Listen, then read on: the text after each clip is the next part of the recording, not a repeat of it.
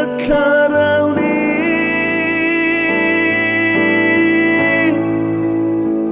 Bùi ba nang ma tông chân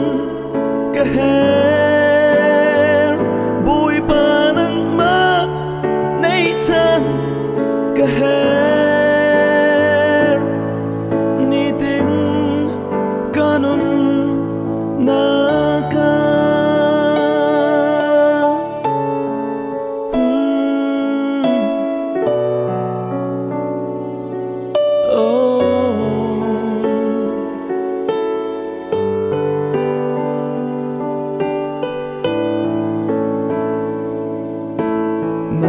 Namaya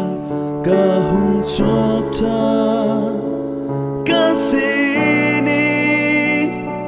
di la in kaboy pa o atyang tharao ti halin kan Ajarmi Katharauni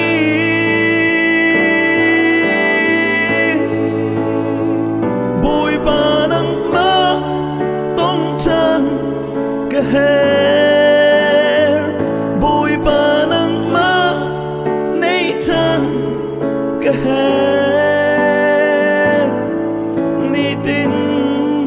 kanun naka Bùi ba nang ma tông chân Kaher Bùi ba nang ma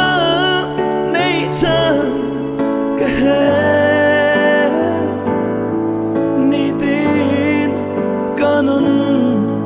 naka Ni tin kanun naka